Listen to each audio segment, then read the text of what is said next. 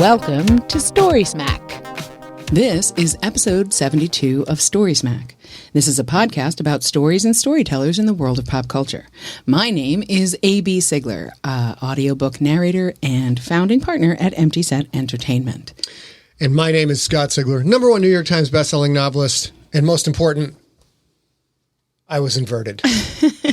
And as ever, we have with us our good friend and Empty Set movie maven, Rob Otto. How are you, Robbie? I am excellent, and I know you can't see this on the podcast part, but I did get my old bomber jacket out. Oh, no! Yes. Okay, I would that be is wearing so it except badass. for two things. It's about 95 degrees in Michigan right now. All right.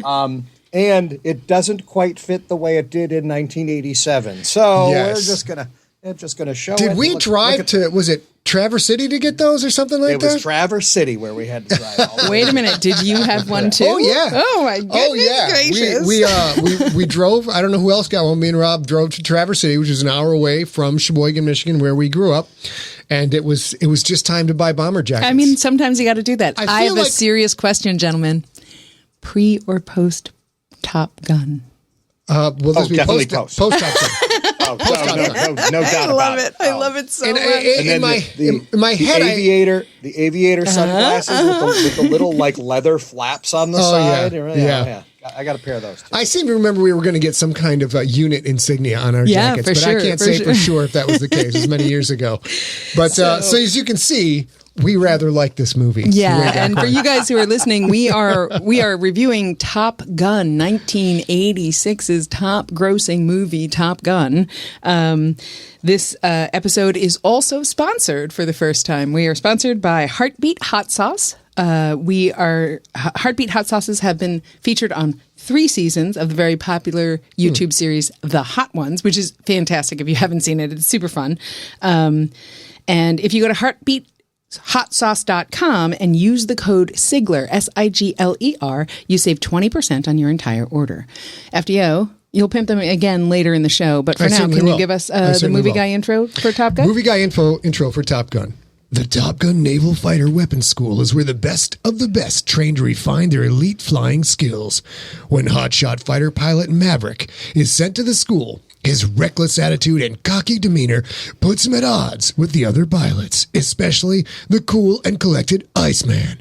But Maverick isn't only competing to be the top fighter pilot, he's also fighting for the attention of his beautiful flight instructor, a woman named Charlie Blackwood. There we go.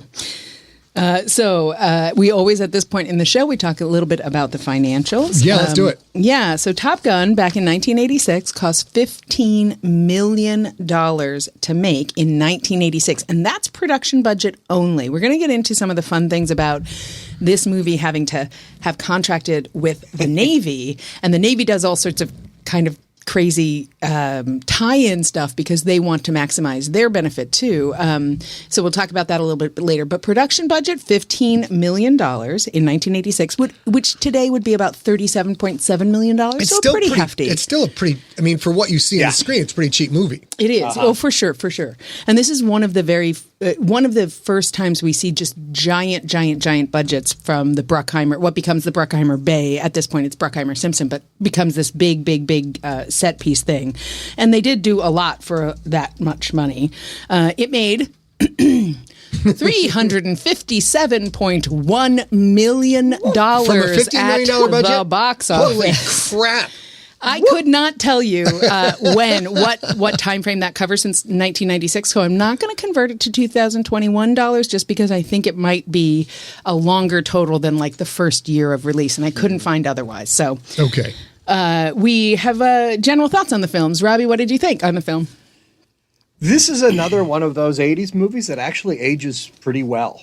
You know what? And I think part of it, we'll get into it when we talk about Kelly McGillis's character, but I think her character is one of the reasons why it actually ages so well. And just in general, you know, the fighting, and they don't really name the bad guys, you know, that kind of stuff. So the practical special effects, so it doesn't look cheesy because they used real ships and real pilots and real airplanes, that the movie you get into the characters, there's just enough gravitas there, and then it's all the action stuff, which is really well shot and really well edited, and has a touch of realism to it that the movie goes really well. And it shocks me when you say those numbers, that we've had to wait this long for them to realize they need to get a sequel to this movie out. I mean, how there wasn't one 2 years later, I have no freaking idea. And I will tell you from my perspective, my general thoughts are twofold, and I'll keep them very brief. One is I completely agree with your assessment. I'll talk a little bit later about the one thing that doesn't hold up for me, which is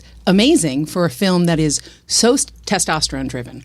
So like, you know, dudes in planes. Like there's one thing and it has nothing to do with any of that. But I will also say this. Last night, we were rewatching this last night because we've both seen it a zillion times. At first, we thought, well, we're not going to watch it. And then we were like, nah, we got to do the right thing.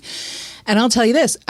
Poor Scott, I had to stop him. I had to stop 2 or 3 times to say, like, if I have genuinely believed for 30 years that spoiler alerts, you guys, if Maverick had been less of a Maverick, Goose would still be alive.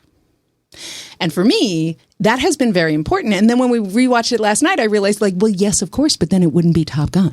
And I quite literally never thought of that. I thought you could just be a little less of a, and your best friend and only family, your own words, your only family would still be alive. So I love that I kind of got that revelation 30 years later. That, of course, it wouldn't be the same movie. And I'm not sure we'd have a star of a movie named Milk Toast either. So precisely, exactly. You could see that on his helmet. Milk Toast wouldn't work out very well at all. But I was like kind of a little crabby at Maverick until last night when I realized, like, yeah, sure, of course, but that's not this movie. What about you? Let's see. If I'm doing this correctly, adjusted for inflation, I believe 37.7 million is 92.5 Well, that's million. that was right? It's 351.1 million. 351.1 1 That can't be right. It made $98 trillion. It did make $92 million, I think. Yeah, it's a $92.2 million in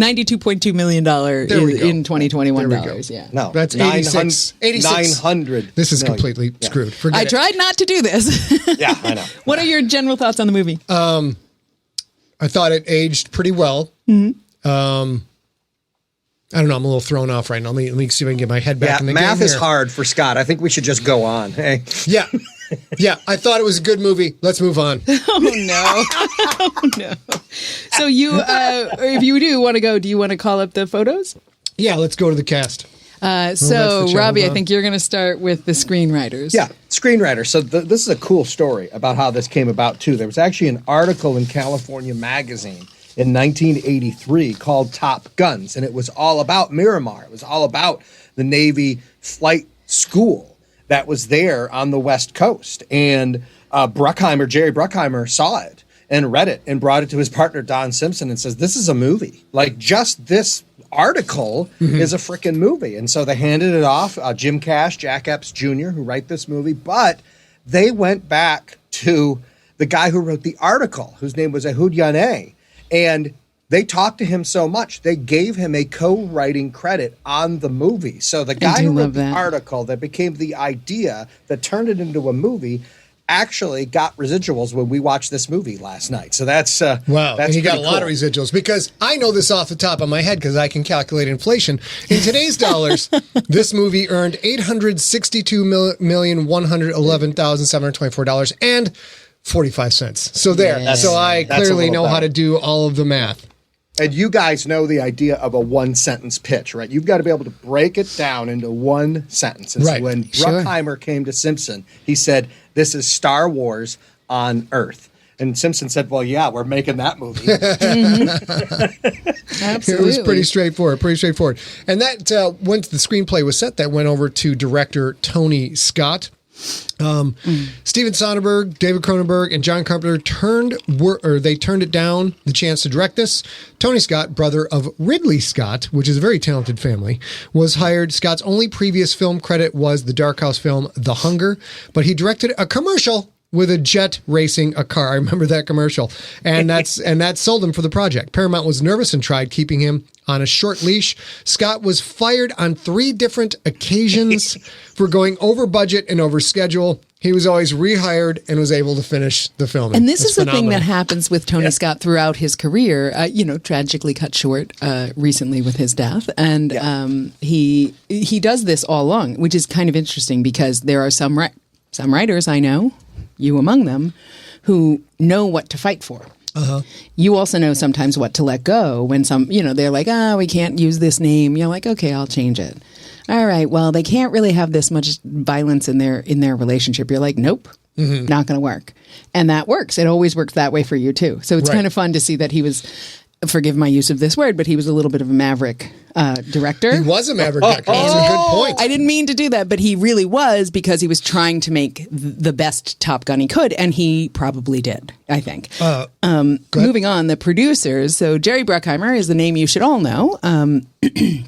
And at the time, back in 1986, he was producer partners with Don Simpson.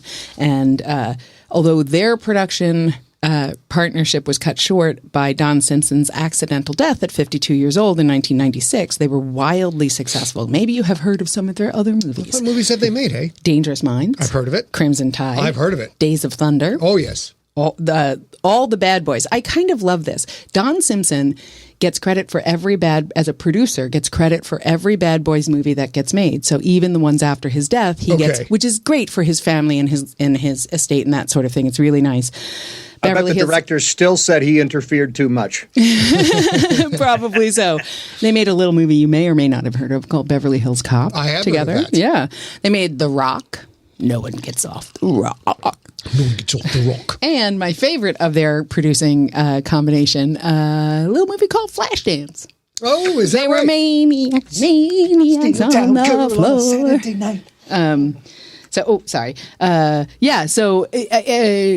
Jerry Bruckheimer's still alive, of course, and moves on to a partnership with producer Michael Bay. If you look at Jerry Bruckheimer's influence on American cinema, it is unmistakably this Top Gun type of thing. This is where he sits. This is where he gets seated into, I know how to entertain people for 3 hours at a time. And he does such a good job of it. And of course, Michael Bay adds more explosions, more pretty faces, more Michael dramatic Bay sets. does like his explosions. And of course, some of the chat rooms, of course, going to come at lens flare, but he does like his explosions. Rob, that brings us Let's get on to the main man. Mr. 80s, if you will, the main man, Tom Cruise. Yeah, but at the time, they weren't sure he was going to be Mr. 80s, right? He had done that thing. He did his career right. Started small, a small part in Endless Love, and then he works his way up, supporting characters and Taps and Outsiders and Losing It, where he still had that awful snaggle tooth and losing it. I mean, you can't even look at his face anymore. But then he gets his teeth fixed, gets Risky Business, All the Right Moves, Legend, and people are like, this guy might be something. And so they put him in this movie, and it was specifically written for Tom Cruise. When the guys saw him in All the Right Moves, Steph Georgievich, the football player. Great movie. They kind of Love took that attitude, chip on the shoulder, something to prove attitude, and put it right into this character. So it was kind of, a very different character, but written with Tom Cruise in mind. And then Paramount says, well, no, we're not going to go with Tom Cruise. This is going to be a huge movie. We're going to put an established box office star. We're going to put Patrick Swayze or Nick Cage or John Cusack or Emilio Estevez, somebody like that, so that we can bank on right from the get-go. But the funny thing is, all those guys said no. So they accidentally have to go with Tom Cruise, even though Paramount didn't want to. But they end up going with the producer's first choice. And obviously, I mean, you can't see this movie with anybody else in it. And obviously, you can't. It's hard to even imagine it at this point without the cheesy and the way and grin. It skyrockets from there. You look back, and this is really the big budget, big picture launch of Tom Cruise's career. I don't disagree at all. But also, those movies you named, in and of themselves, his first 7 movies are unstoppable. Even today, they're unstoppable. Fantastic It's movie. insanely awesome. It's a huge start to a huge career. I mean, he's one of the things that actors and their teams have to be good at is picking the right project, because you often watch major stars rolling along, then they do a dog, then they do another dog, and they're not done per se. They've still got a great career ahead of them, but their time at the top of the marquee and $20 million of film, etc., that goes away. And Tom Cruise's team stretched that out a lot longer than a lot of other actors. Do you think that any of that is on Tom Cruise? Like, do you think he was good at listening to his team? I don't have any info, but it's probably, I would guess it's a combo, but he's just endured for so long. His instincts were pretty good for a while. Then they went through some trouble. And then, of course, then he came back in Tropic Thunder. Yeah, and a bunch of fun stuff. Whoever he listened to get his teeth fixed, he should just keep listening to that person. So, Rob, I think they did. Rob, I wasn't sure I was going to mention this, but I had, if you guys don't know this in the chat room, and Rob, I know you don't know this, I got braces at 33 because I lost a tooth early on, like when I was back here, and my midline, what is wrong with him is his midline shifted because he was missing molars, and so his teeth kind of did this, and my teeth did the same thing. And when I went to an orthodontist, like, something's happening with my bite, I went to the dentist, they sent me to the orthodontist. The orthodontist was like, this is what's happening to Tom Cruise. And I was like, well, cool. I don't have Tom Cruise's money. Is there a way for me to fix this and afford it? And I had braces for what they promised was 9 months, but it was really 2.5 years. So now we, well, then I'm glad you listened to your people too. Me too. Well done. We come to an actor who did not make as good of a choice as we say, but who was a big star in the day. Mr. Val Kilmer, of course, who played Iceman. He'd had success with Top Secret and Real Genius, one of my favorite movies. Fantastic. I believe it was Socrates who said, "I drank what?" That line's always it has always stuck with me. Val Kilmer did not want to play Lieutenant Tom Iceman Kaczynski, but he was contractually obligated to do it by the studio. It may be the best save of the movie. Oh, for sure. Kilmer ad-libbed his coughing and saying bullshit to Mav's story when he's talking about being inverted. And he just did a great job in the movie. It was pretty clear that Kilmer was not the star of this. What a great choice of photo, Scott. But this shows Kilmer's breadth when he was playing the lead singer of The Doors. Yeah. It may or may not be true that many of us also spiked our hair and got the tips frosted. I'm not sure that has anything to do with Iceman. I'm just saying. I'm just putting it out there. Rob, I'm pretty sure. And then his career has not, it's been a long time. He had a really good career. Of course, he was Batman. I missed the Batman picture. But then he did a movie called Salton Sea. And it's so good. It's so good. It's bonkers. If you guys haven't seen the Salton Sea, he is spectacular in it. The movie is it's very different for a movie. It's definitely an indie movie. It's a really good movie. Yeah. I would also say if you're not into indies, you can watch The Saint, which is less of a good movie, but still a spectacular performance by Kilmer and a really, really fun romp of a movie. I will say, you mentioned like he hasn't gone on. He kept from the public this is him somewhat today, and he kept from the public for literally 15 years that he was battling throat cancer. So everybody saw his appearance change and him drop out of public life, and he did these little bitty things because he didn't want to share. He didn't want to go through that journey publicly, which is every man's right, every person's right. But I'm glad that he did because he has done so much good work even after that. With he does Mark Twain now, right? Isn't it Mark? Yeah, it is Mark Twain. Yeah. He's got a lot of new credits coming out, right? And I think, finally getting past a point where he thought, I don't know, because he hasn't shared a lot about that journey, but I think he got to a point where he knew he would live. Right. And he was like, cool, now I'm still a creator, I have to do. And I'm so glad he did, because he is a talent and an American icon. Mr. Val Kilmer, Once Upon a Time a Batman. That is his story. And then we move on to somebody who probably is the most feted, lauded actor in the bunch, I think, and that is Anthony Edwards. Who just you did such a good job choosing these photos. I have to mention, you're pulling. There are so many famous people in this movie, and you're pulling these beautiful, iconic roles that they had, and they've had like 20 or 30 roles, so it's really nice. So Anthony Edwards plays Goose. You all know him, but you know and love him as Goose. But the reality is, he played Goose in Top Gun. Had success before Top Gun in Zodiac, in Miracle Mile, and of course in Revenge of the Nerds, right? But here's the thing, you guys. He is lauded and awarded and does his best work on TV. He is best known as this role of Dr. Mark Green on the first 8 seasons of ER, for which he received a Golden Globe Award and 6 Screen Actor Guild Awards, and was nominated 4 consecutive times for a Primetime Emmy. I think, it's a funny thing because The Emmys are wholly separate from the Oscars, but because production budgets on movies are so extravagant and they're one shot, you don't quite understand what it takes to be an actor day in and day out for 8 seasons on a TV show.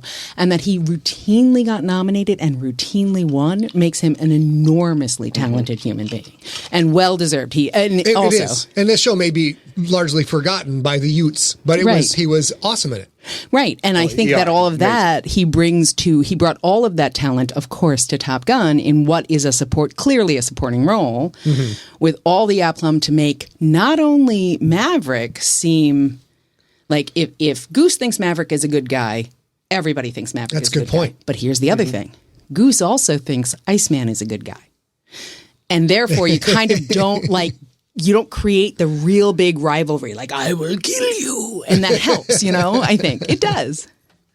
But you also, after, spoiler alert, after Goose's death, the only nice thing Iceman says in the whole movie until the very end is when he's trying to be a human being and console Maverick after Goose dies. And just everybody liked Goose. That's the only thing he can come up with. But it's true. And this would be 100% testosterone movie if not for Goose throwing out one-liners and laughs and giggles. It would have been 100 miles an hour for 90 minutes. And instead, Goose gives us a little tap the brakes every once in a while. Let's shake off some of the heavy stuff and have a little giggle. That's his role, and he's good at it. And he's so good at it that you really believe that this gentleman this character in the show, he does that all the time. He's the guy who diffuses the people getting antsy in the checkout line at the grocery store. He's always there with a joke.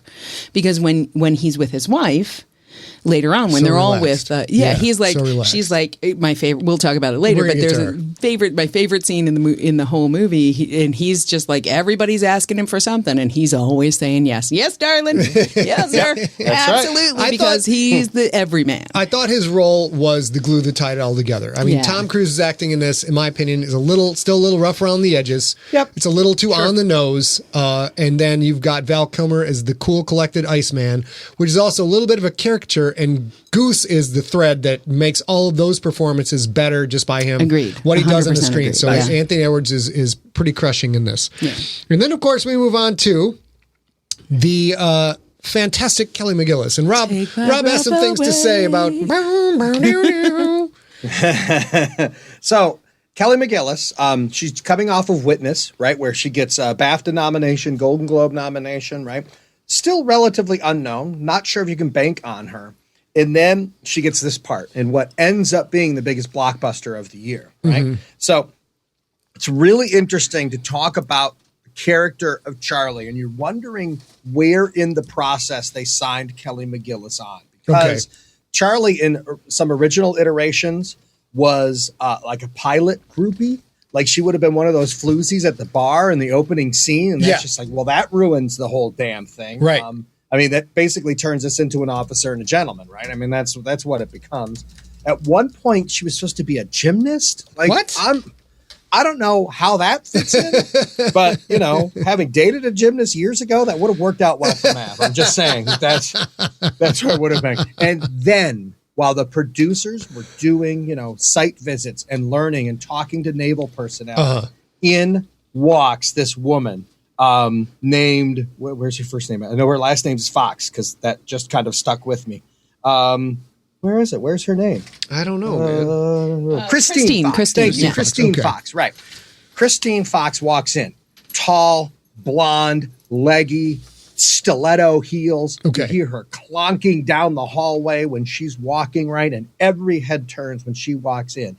She works at the Center for Naval Analyses, which is literally across the street from Top Gun.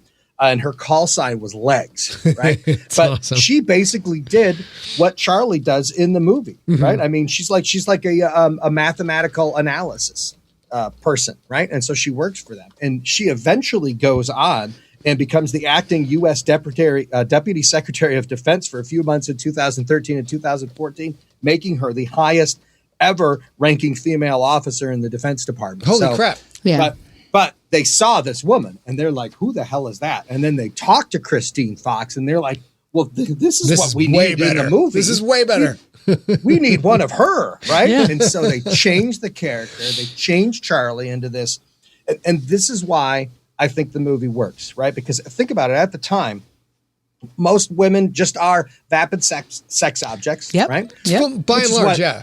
Well, Which is what especially in a Mav- movie like this. Yeah. Yeah, For right, sure. exactly. Yeah. Especially testosterone movie, right? Which is what Mav essentially assumes she is at the beginning of the movie, right? sure. Or the movie itself is about them building up their character and their self-confidence, right? And so by the end of the movie, they're a whole person. Charlie starts out that way, right? She's self-confident. She is incarnate. She has all of her stuff together. And she goes after what she wants, what works for her. When she first invites Mav over, it's like, yeah, I brought you over here because I need to learn about the MIG because it's going to get me a promotion. Right? And then, he walks in. It's even one little line, I think, spells her whole character. He walks in. He's late for dinner. And he says, do you mind if I go take a shower first? And she's like, yes, I do mind. I'm hungry. Yep. I mean, that's it. It's about me. And that's because it makes her a round character. She's the reason Mav comes back. She's the reason there is an end of the movie because he was running away, right? She's the linchpin.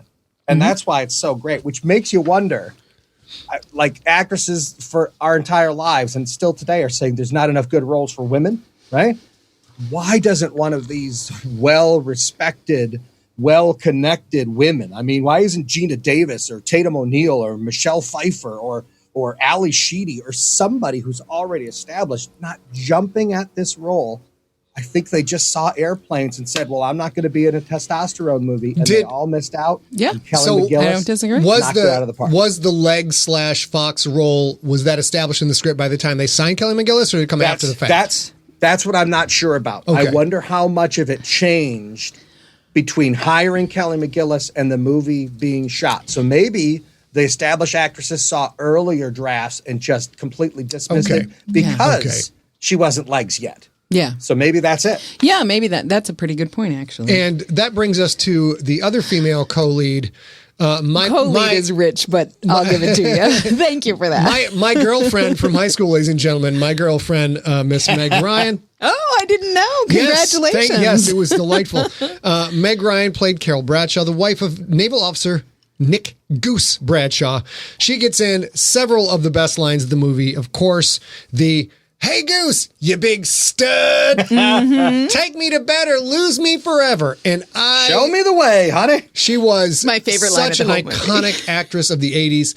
And I will not lie that I based my vision of what a proper relationship should be based on Goose and Meg Ryan. in that Well, movie. lucky for you that you married You could do a lot worse. You could do a lot worse. They were fun. They were silly. There was nothing, at least when they were in public, there was no tension in them. Just like, this is us and we're awesome. I think this dude is great.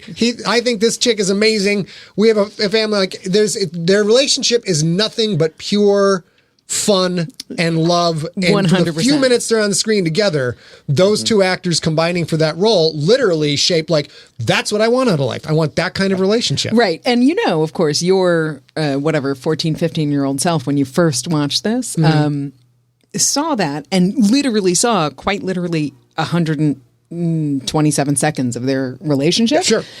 That doesn't mean you were wrong at all. Right. Of course, they're going to fight about who changes the diaper and who feeds the kid, and you forgot to do the laundry and all the stuff we all do. But my favorite, so that's my favorite line in the movie: "Take me to bed or lose me forever," because she shouts it in public. Which, we were just talking about, like, does it age well? And that is a thing that was absolutely too much to bear back in the 80s. If you did that, like, okay, every single person was on you. I don't know. I was 15, but I believe we've come a long way, baby, from that. Like, now you could do that. You'd be like, you come talk to me. I would like to point out in a bar, but you couldn't do that then, and yet she did because she knew her man and she knew her relationship. Before you move on, Scotty. Yeah, we just want to say we have South Africa and Australia and the U.S. and Canada represent the chat room so far. Very international. Cheers, you guys. Nice. Go ahead, Robbie. Cheers. Hit it, Robbie. Also, keep in mind, we were teenagers at the time. And when you're teenagers, you don't want anyone looking at you. When you get old enough, you don't give a crap if anybody's looking at you. So there's also that part of it. The two of them we're in love. We're here together. Nobody else matters. Right. We could be alone in this bar, and I'd say it exactly the same way and exactly the That's same what was thing. great. My as baby's when there's in the 50 room with people us, around. and I'm still doing it because Nothing he needs wrong to with know that. this is how we love each other. Yeah, exactly. So when Paramount wasn't happy with Meg Ryan being cast because she was basically a soap opera actress at the time. This is really her first movie role. Is that And right? Thank goodness they did, because after this is when she takes off. Okay. Okay. And we also have the UK in the house, so that's at least 5 nations now.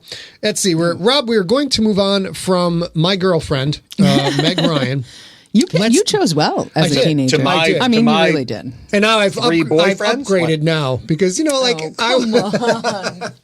I would say our relationship is to some degree, there's a lot of PDA, there's a lot of public, there's a lot of just shouting across rooms at each other. And I'm still influenced by this movie and my whole life long. Rob, let's talk about Viper. Let's talk about the other guys. Tom Skerritt, Viper, Michael Jester. Merlin. Yeah. Let's get into Merlin. it. Yep. So Tom Skerritt, Michael Ironside, Tim Robbins. I mean, you want to talk about just a collection of wonderful character actors, and they're so good at their roles. It takes a while before you start thinking about it, but then you watch this movie. Boom! There's Michael Ironside. You're like, oh, well, he's got some gravitas, and then he introduces frickin' Tom Skerritt walking down the middle of the room, right? I mean, it's just like the one time we see Viper up in the plane, going for one of the hops, right?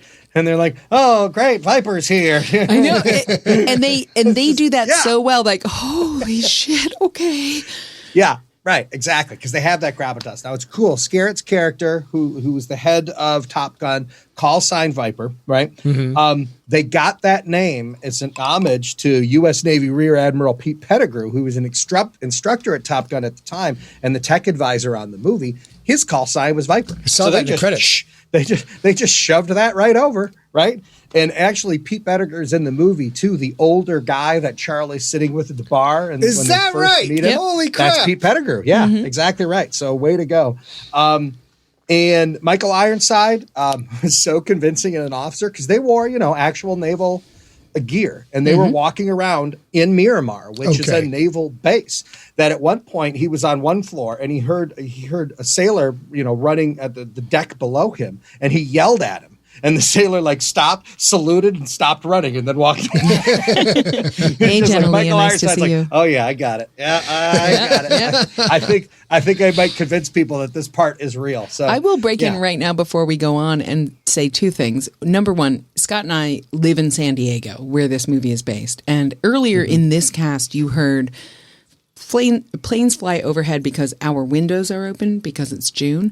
And they came from Naval Air Base Miramar, which is about 1.5 miles east of us directly. Also, in a lot of these, in a lot of the scenes outside, and you see these beautiful archway buildings with the cannonade, where you walk. All of that. If you ever visit San Diego, go to Liberty Station. Liberty Station is now a food event, mini golf sort of a. You go and hang out there. That's where this movie was filmed in 1986 when it was an active naval training facility.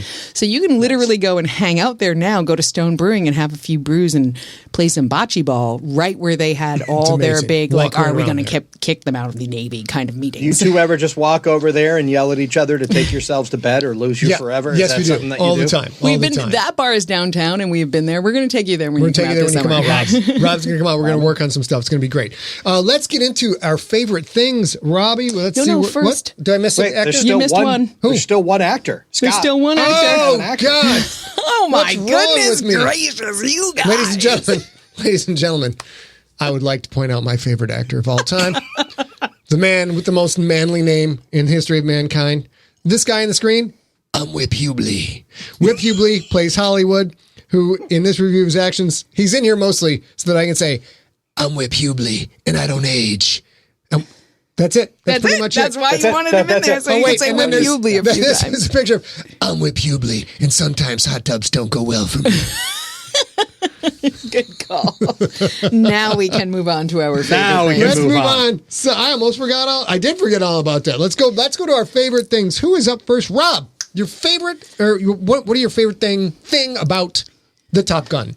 when I think of this movie, I go right to the music. There's just something about the music, the soundtrack, the Kenny Loggins, the Berlin, the lover boy that's in this movie. Huge songs. Yeah. Oh, yeah. I mean, it wins the Oscar for best original song. Berlin wins it for Take My Breath Away, right? Yeah. And, Kenny Loggins became huger and huger. Started with Footloose, then moves up from here. And it's just freaking huge as can be. And Harold Faltermeyer, who does the score, right? And he was famous at the time because he did the score for Beverly Hills Cop and Fletch. Okay. But the Axel F song, do, do, do, do, do, do, do, that's Harold Faltermeyer, right? But they weave music into this movie so well. I mean, the first thing you hear, you don't see anything. You're seeing the Paramount logo, and already the electronic drum beat is there. Right? And then they get the front card where it tells you about what Top Gun is, and then that beat goes directly into the guitar, the slamming guitar of Danger Zone. I mean, it's just everything. Plus, music plays a huge role in this movie. It's Sitting huge. on the Dock of the Bay, Great Balls of Fire. These are points of the movie where things happen, all based around music. And so they sold 4 million copies originally, sold another 5 million copies when they re-released it in 1999. Jesus Christ. It's like everybody bought it again. So yeah, it's like nine times platinum. Holy crap. And Danger Zone, if you're a fan of the show Archer, which is nothing but 80s references, Danger Zone! And I would like to point out, we watched this last night, I think it's 4 separate times.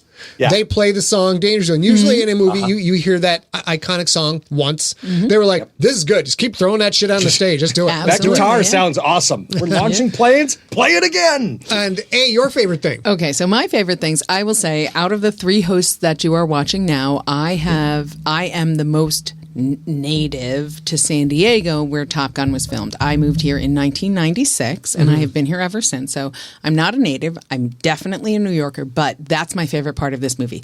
The fact, 2 things.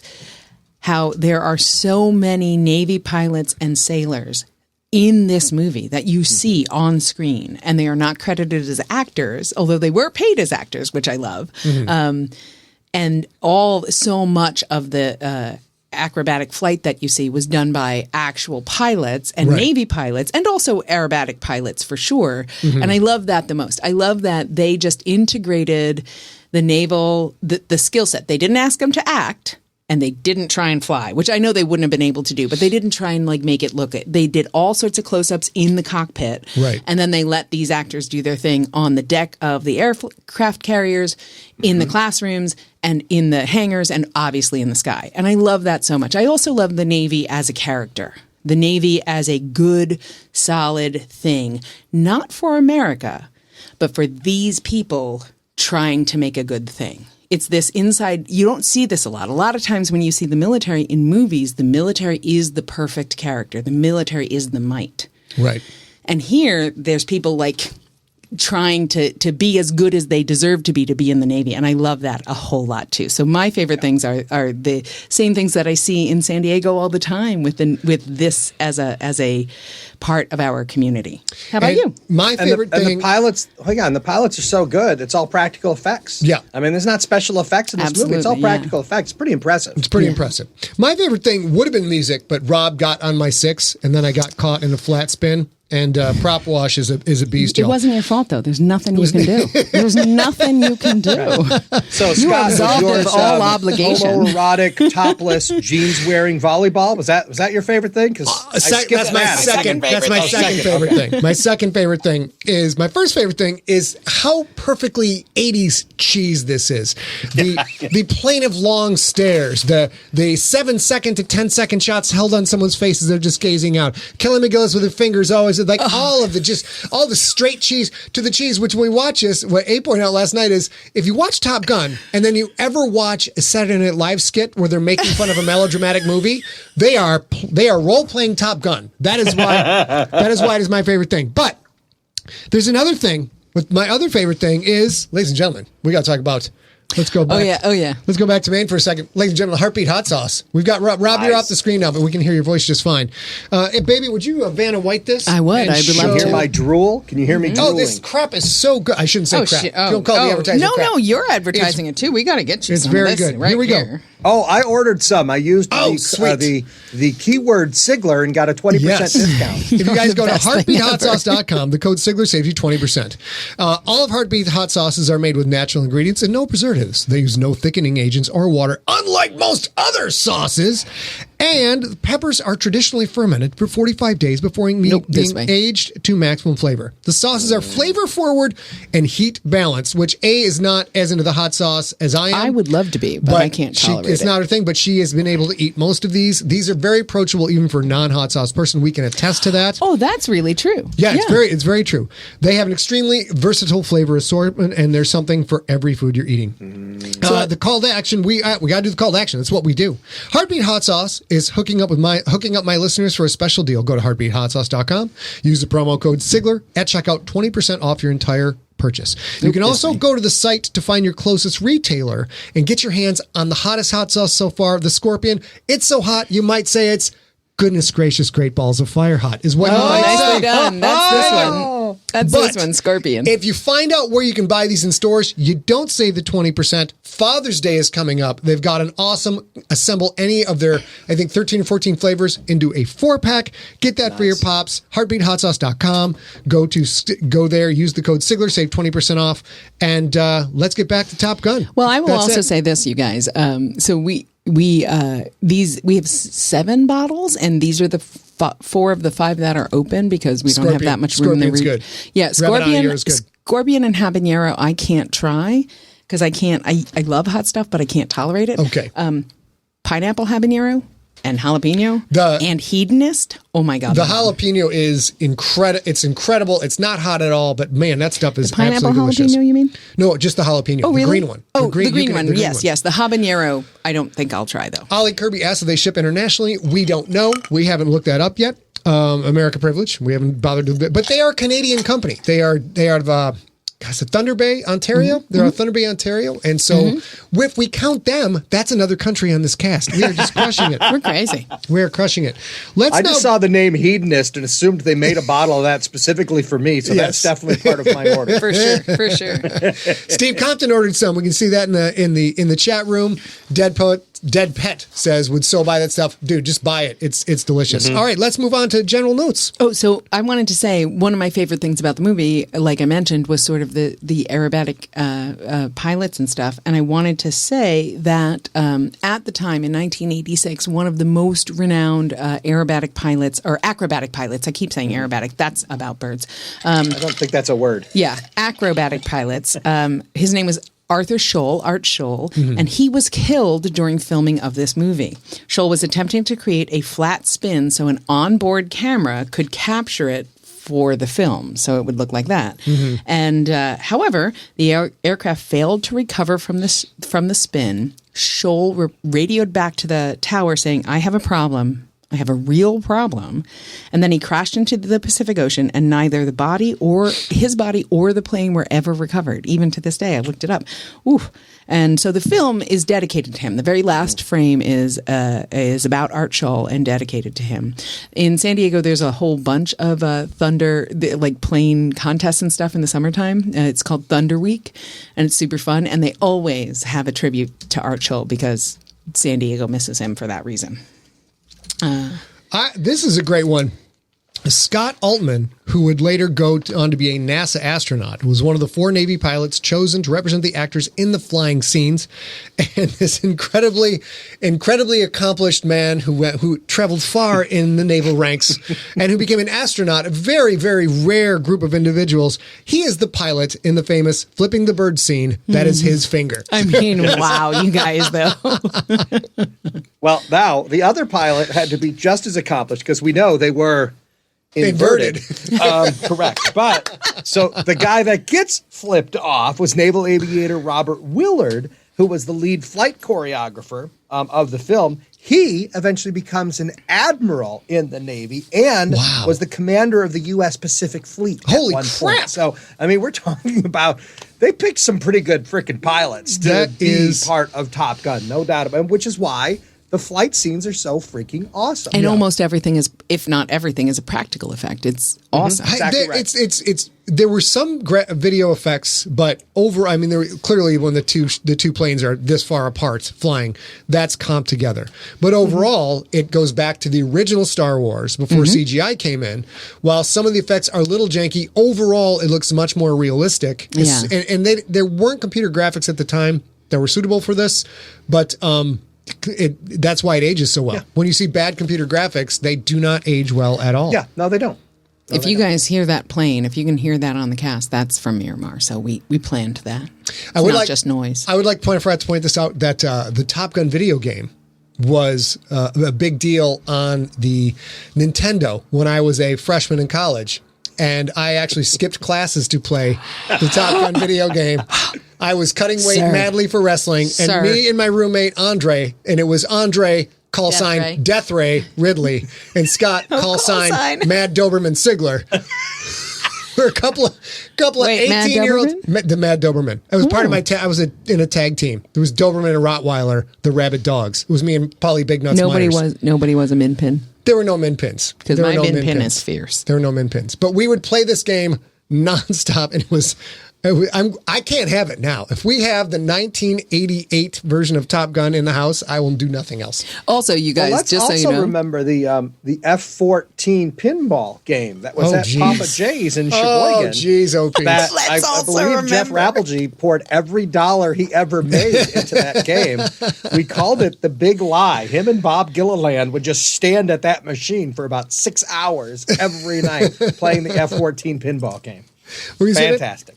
So I will say, I told a story to Scott last night when we were rewatching this movie and said, I can't talk about it on the cast because it just doesn't fit in. And he was like, you're going to have to tell this on the cast. Nice. So I remember going to this movie, and back in the day, in my life, I had a crew of friends, about 12 people who were boys and girls both, and we would always go on Friday night. You know, your mom drives, my mom picks up, whatever. The old days. Pick us up after the movie. We would go to the RKO Theater and we would watch a movie on Friday nights, and we watched Top Gun. And then afterwards we would walk to Friendly's, which was it's like a Denny's with ice cream.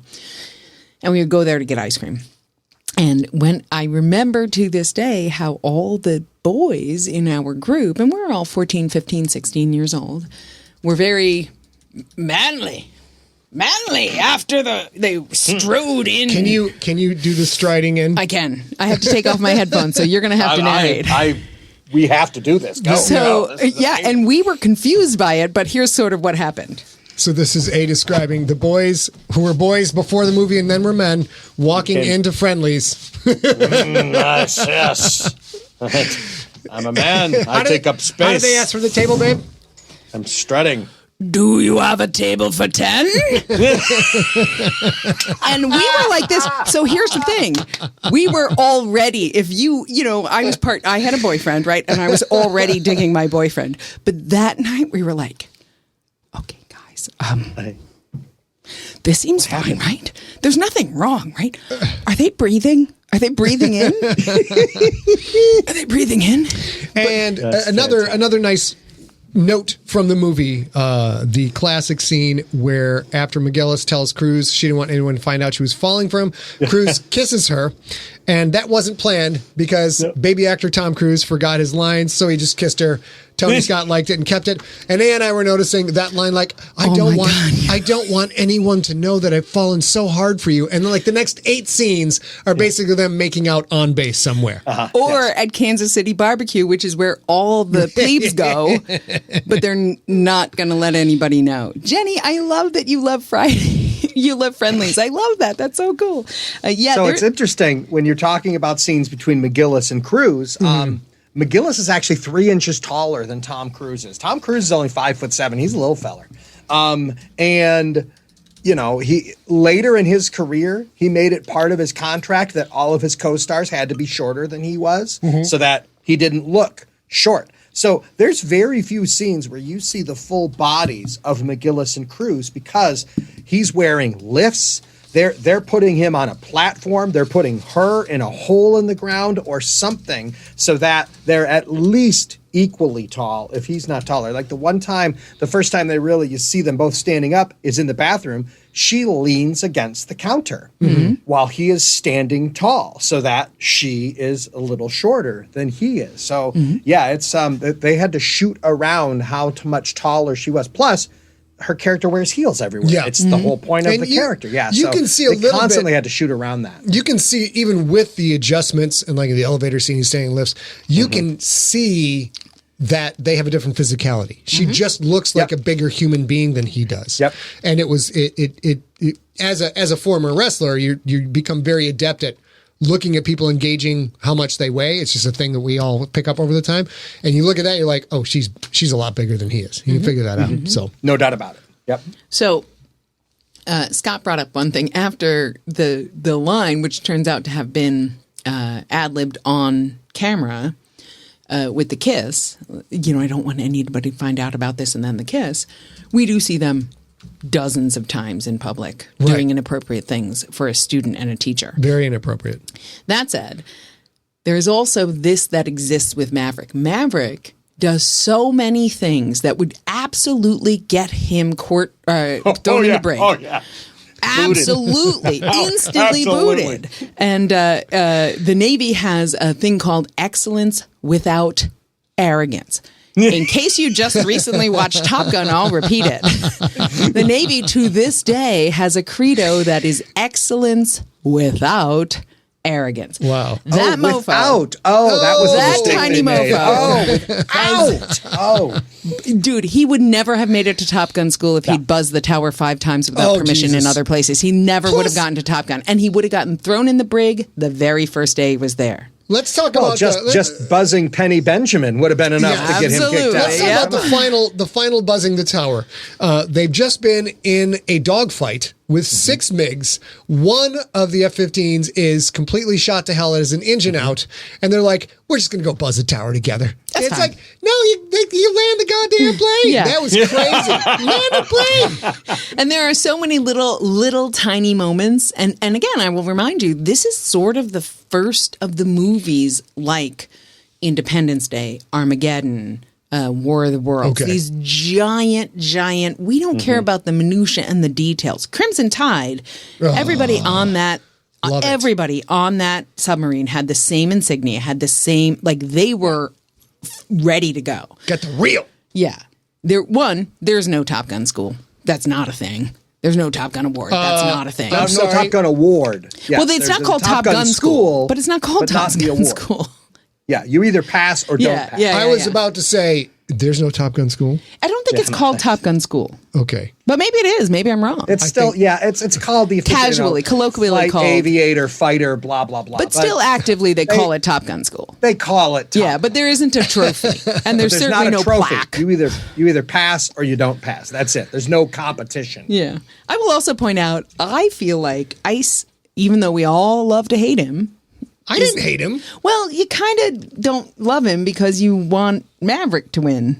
I didn't want Maverick to win. Oh, okay. I didn't. So I didn't like feel him. like I thought he was a wild card. I thought he was unpredictable. He was only about to get. If he was a cop, I would have asked for his, yes, I would have asked for his gun and his badge. I would have busted his ass back down to traffic. That's what I would have done. Don't need a wild card in my precinct.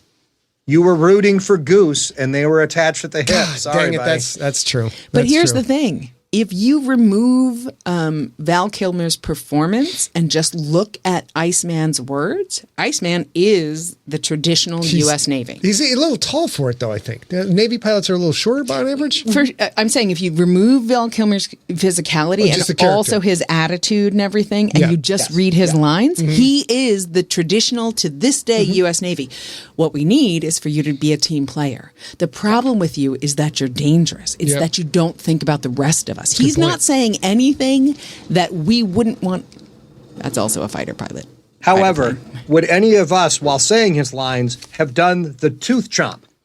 No, I'm not sure any of us would have done that. Which is why I had to take out the physicality and the acting. The last point I will make, and then everybody will make a finishing point as we finish up our hour here of talking about Top Gun, is I thought Val Kilmer's strongest scene, one of the strongest scenes in the whole movie, was that thing Rob mentioned where he's trying to find the words to console his archenemy about his archenemy's best friend who is now dead. I thought that was very, in the world of testosterone dudes who are trying really hard to, to achieve, to be number one, etc., that his stumbling through those lines was excellent. And then he didn't even have like a resolution, or he didn't find the words at the end. He just said, sorry, and then just jetted. It was fantastic. And I also he was in the moment. Yeah. I was about to say, this is how we interact with each other as people. Yeah. Like, it's hard to do the hard things, You could see his brain working in something that his brain normally doesn't have to work at. Yeah. So my last favorite thing is, or favorite last thought is, the Navy. I mentioned at the top of the hour, the Navy actively promoted the Navy at the release of Top Gun because it was such a great commercial, so to speak. And to capitalize on the film's popularity, the Navy set up recruitment booths outside theaters. Good thing they didn't do that in Sheboygan, because we would have signed in order to recruit moviegoers to join the Navy. They reportedly got a 500% boost in applications. Wow. And I love that. This is a smart way to capitalize on that. Yeah, it's incredible. I wonder if that's why Bob Gilland signed up for the Air Force, probably because he saw Top Gun. Like, yep, that sounds good. I'll do that. Yeah, he was going to be a pilot. That was his plan. So, absolutely. Rob, what is your final point about the movie? My last thing is, bringing up the Navy and the Pentagon. They were very involved in the whole shooting of this movie. They got paid $1.8 million plus to use their aircraft and their aircraft carriers and that kind of stuff. And they were still active duty things. They had to do all this stuff in addition to everything else, their normal duties, right? But they had to pay them. I mean, literally, there's one shot that Tony Scott wants the sunset behind the aircraft carrier. So he has to get the aircraft carrier to turn it around 180 degrees. Wow. And the captain's like, absolutely, just write me a check for $25,000. And Tony Scott just wrote him a check for $25,000, and they turned the ship around. Yeah, which again, one of the reasons why Tony Scott got fired 3 times. Because of course, go ahead. What you may not know is they also had script approval. The Pentagon did. They do, right? For Maverick too, right? Mm-hmm. Yeah. They went over it with a fine-tooth comb and took out a bunch of stuff. For instance, Cougar was originally supposed to die crashing his plane into the aircraft carrier at the beginning of the movie, and that's why he doesn't go to Top Gun. Okay.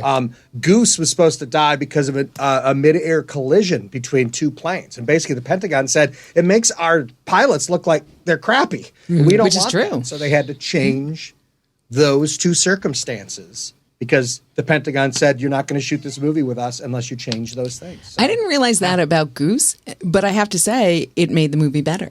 That Tom Cruise is the one who supports him. So he does, that's way more powerful. No doubt about it. Yeah, and way more powerful. That canopy thing actually happened. They brought that from practical. That happened to somebody in the Navy. That guy actually lived, but they said, when they tried to brainstorm ideas of how he could still die, they said, here's something that happened that might have killed somebody. And they went with that. That's crazy. Canopy thing. It's and I can't even imagine it the other way with the same impact. Right. Yeah, exactly right. For sure. Yeah. So I think that's it, you guys. Thank you both so much for co-hosting with me. We have, you guys who are listening and watching at home, you know that we have moved StorySmack to once a month right now. It is now the second Saturday of every month, which means we 3 will be back on July 10th, and we will be discussing The Avengers in anticipation of Black Widow releasing on July 9th. Next month. Yeah, cannot wait for that. Very excited about the Black Widow movie. Very excited. And Rob knows quite a lot about the Avengers. Quite a lot. I'm super excited because I believe it or not, I've never seen the Avengers. What? I know. You guys saw it together, so I never saw it. That's the 2 British spies, right? Isn't that the Avengers? It is. Right? It is. In the black. Yeah, is that what we're talking about? Jumpsuits. Hey, the black leather. I'll watch the black leather jumpsuit any day. Any day. It's a black vinyl. Oh yeah, Emma It's a Peel. black vinyl jumpsuit. That's even better. Even better. Even better. Robbie, thank you so much for joining us. We will see you next month. See y'all next month. See ya. All righty, you guys. I think that actually wraps us up for episode 72 of StorySmack. You can find Scott and I online all the time. Scott is at Scott Sigler at Twitter and Instagram, and is Facebook.com/Scott Sigler on Facebook. I am at ARealGirl on Twitter and at a.real.girl on Instagram. You can find us online for this show at facebook.com/StorySmack, which one of these days I'm actually going to update, I swear to God. We live stream StorySmack every other Saturday at facebook.com/Scott Sigler, twitch.tv/Scott Sigler, and youtube.com/Scott Sigler. So if you're hearing this in the podcast feed and you want to join us live, second Saturday of every month, you get to see Rob Otto's smiling face and watch us have a good time talking about movies and stories and storytellers. And in addition to StorySmack, we do a weekly live stream called Sigler in Place. It's on Wednesdays at 6 p.m. Pacific time, right here where you're watching this. And we release an unabridged episode of one of my serialized novels every week. You get episodes for free every Sunday via iTunes, Spotify, iHeartRadio, and more. Just go to scottsigler.com/subscribe, get the links, sign up, and get my stuff in your ears. And as ever, we really do hope that you subscribe so you can hear Scott's books and more StorySmack goodness in the future. And until the next episode, thank you to our sponsor for this episode, Heartbeat Hot Sauce. Until the next episode of StorySmack, we will talk to you all real soon. We love you guys.